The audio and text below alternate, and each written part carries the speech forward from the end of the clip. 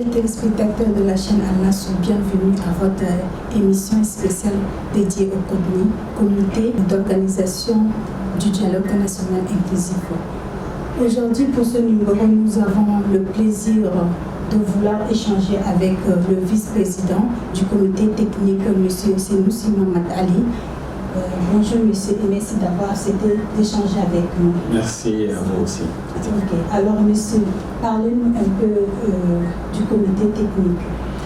Voilà, le comité technique est un comité qui englobe en son sein un certain nombre d'experts, plus de 200 experts nationaux, identifiés par rapport à leurs compétences dans différentes questions liées aux problèmes qui seraient soulevés au dialogue. Donc, cette expertise, elle est avérée parce que c'est des gens qui ont une grande expérience en la matière, qui ont le diplôme requis et qui sont mis en place pour appuyer le CODNI à l'effet d'élaborer l'ensemble des dossiers qui vont être discutés lors de cet échange important annoncé par les hautes autorités du pays. Alors, le CODNI étant un organe hautement politique, il donne les grandes orientations et nous menons maintenant le travail dans la pratique pour permettre à ce CODNI donc de disposer de tous les éléments d'information utiles et nécessaires pour permettre aux participants au dialogue de participer, en fait, de mener ces discussions de bon escient. Et donc le comité technique est composé à un bureau de 4 membres, notamment le président, un vice-président de moi-même et un rapporteur général adjoint. Et nous avons d'autre part 5 sous-comités thématiques, un sous-comité thématique qui traite un peu des questions de paix, de cohésion sociale et de la réconciliation nationale, un sous-comité thématique qui traite les questions des libertés fondamentales, un autre sous-comité qui traite la forme de l'État, la Constitution, etc. Un autre qui traite un peu les questions de politique sectorielle, donc tout ce qui est politique économique et politique sectorielle du pays. Enfin, un sous-comité qui travaille également, qui a travaillé déjà sur les questions sociétales. Et donc, tous ces sous-comités ont déjà déposé leur rapport. Il reste un sous-comité organisation qui a à peu près 7 cellules qui élaborent un peu différents éléments, notamment le budget, le format, etc. Le règlement intérieur qui est déjà même déposé par un sous-groupe de travail qui a fait un excellent travail, qui a déposé le budget en cours de finalisation.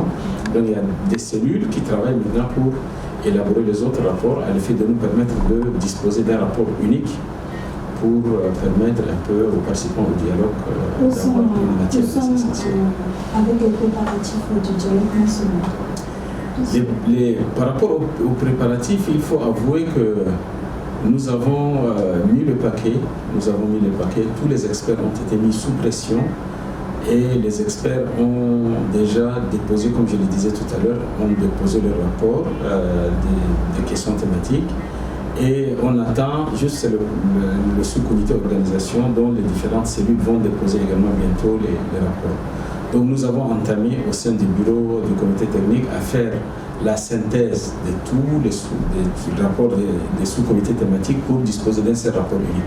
Donc ce travail de fond a déjà commencé et bientôt nous allons donc finaliser ce rapport et le consolider éventuellement, je dis bien le consolider éventuellement, avec le rapport du comité technique spécial dirigé par l'ancien président du CODNI qui concerne les politico-militaires. Donc les résultats des travaux avec les politico-militaires également devaient intégrer ce rapport pour que le rapport soit unique et définitif pour le dialogue. Parlons de pré-dialogue des politico-militaires. Quelles sont les dispositions prises pour ce rendez-vous? En fait, les dispositions prises, je crois, le chef de l'État. Ce comité spécial est rattaché directement au chef de l'État. Et donc, le président Boukini a entamé différents contacts nécessaires. Et donc, ce dialogue est annoncé avant la date fatidique du 15 février pour que le bulletin militaire. C'est annoncé à l'instant pour Doha, donc c'est en Qatar, pour aller tenir ces échanges, je crois, et le résultat obtenu allait être traité. Mais tout compte fait, c'est que les orientations ont été claires pour que les prérequis nécessaires, c'est-à-dire les conditionnalités fixées aussi bien par les politico-militaires que les exigences aussi du gouvernement, parce que le gouvernement ne peut pas fixer un certain nombre de règles pour que ça se passe dans de bonnes conditions. Alors, leur convergence de vues devait être définitive, je crois, lors de ces échanges pour que l'ensemble de nos concitoyens puissent participer à ce dialogue. Comme l'avait annoncé le président du Conseil militaire de transition lors de son message du 31 décembre dernier, la date du début du dialogue national inclusif et le contexte de la COVID-19, quels sont les critères de participation du 15 février? En fait, il y a le problème de Covid n'est pas nouveau déjà. La Covid-19 est là depuis presque 2 années déjà. Alors, le problème ne se pose pas, c'est peut-être au niveau du nombre de participants, oui. Mais tout compte fait, c'est que les participants au dialogue devaient représenter l'ensemble des courants politiques, l'ensemble des courants de la société civile, l'ensemble des courants des autres acteurs de notre société de force vive. Donc, le problème ne se posera pas. Si, par exemple, la société civile serait représentée par 50 personnes initialement et qu'on réduise de 50%, c'est que 25% représenteraient forcément la société civile. Donc, tous les acteurs sont représentés. En revanche, ce qui est le plus pertinent, c'est que des plateformes pourraient permettre, des différentes organisations pourraient permettre, si le nombre serait réduit, j'ai dit bien serait réduit parce que le format définitif n'est pas encore établi, c'est que des plateformes pourraient permettre d'avoir des représentants au sein du dialogue national, à l'effet de leur permettre de se concerter en dehors du dialogue et donc de fournir les éléments nécessaires à leurs représentants dans le dialogue. Et donc on ne peut pas dire simplement participant parce qu'on est dans la salle. On est participant même en dehors de la salle en étant actif dans le déroulement des travaux, dans l'influence des débats et dans les propositions à formuler. Donc tout le monde peut être actif en dehors ou au sein de la salle. Et jusqu'à là, il y a des personnes qui ne croient pas à ce dialogue national inclusif. Que pouvez-vous dire à ces personnes?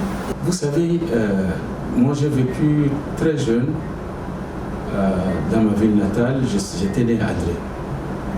Quand j'étais né à l'âge de 8 ans, j'ai vu des morts dans la rue. Et ces événements m'ont beaucoup affecté quand même toute ma vie, en regardant un peu des morts dans la rue. Ensuite, j'ai vu des morts à Béché quand j'étais au lycée, je voyais régulièrement. Ça a beaucoup affecté notre comportement.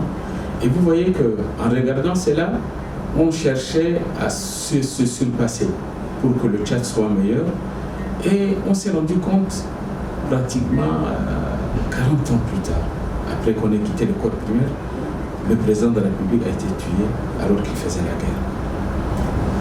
Vous voyez que l'ensemble des pays du monde ont opté pour œuvrer dans le sens de la prospérité de leur peuple. Nous avons le devoir de le faire correctement, en dehors des préjugés. Parce que ce qui rend les choses plus complexes, ce sont les préjugés. On dira, puisqu'il s'agit de tel, il ne peut qu'agir dans ce sens. Ça, c'est un préjugé, ça ne peut pas prospérer. Et ensuite, quand vous estimez obtenir l'ensemble des résultats auxquels vous prétendez obtenir par rapport au dialogue, que vous pensez l'obtenir avant le dialogue, c'est une incohérence d'analyse intellectuelle. C'est-à-dire quand vous voulez que le Tchad soit dans tel, mais allez-y au dialogue, posez le problème, parce que vous aurez le droit à la parole, vous allez exposer vos problèmes, et je crois l'ensemble des acteurs présents vont prendre en compte ce qui a été dit.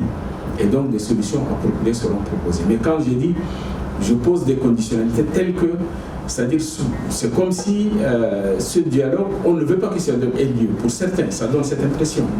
S'ils sont de bonne foi, je crois, ce que le chef de l'État a dit est largement suffisant.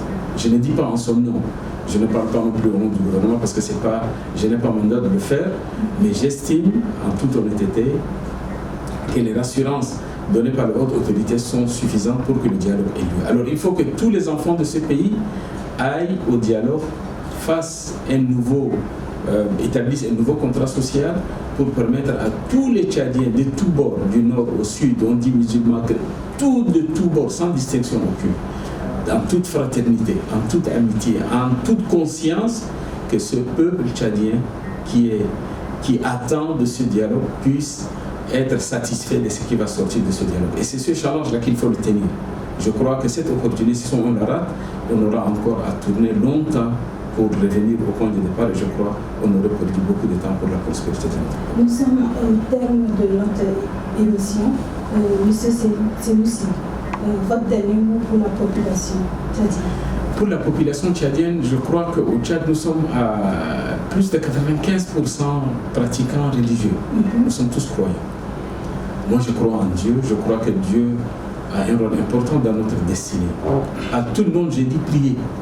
Prions tous, musulmans, chrétiens et autres, prions pour que le Tchad aille mieux.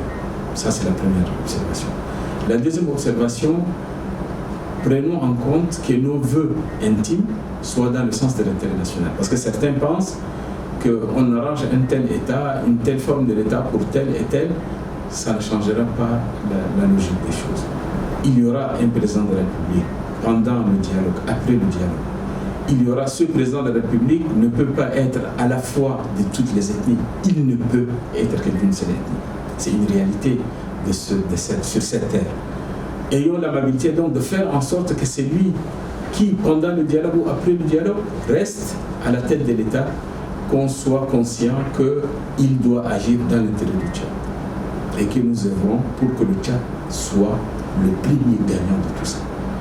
Regardons le monde entier. Le monde a beaucoup changé, vous savez. Quand vous voyagez, vous allez constater que le niveau de développement, même en Afrique de l'Ouest, quand vous voyagez, le monde a beaucoup changé de ces pays, qui ont d'ailleurs un niveau de développement, qui sont censés avoir un niveau de développement similaire au nôtre.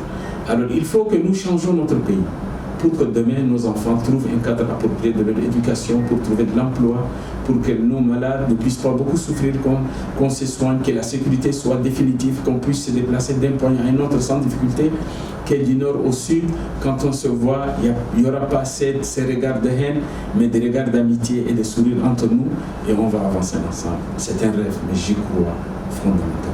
Je vous remercie. Okay, vous avez tous entendu, le changement, c'est nous d'abord.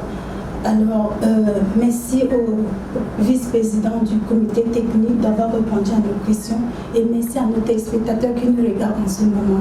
Mais au revoir et au prochain numéro. Merci. Merci.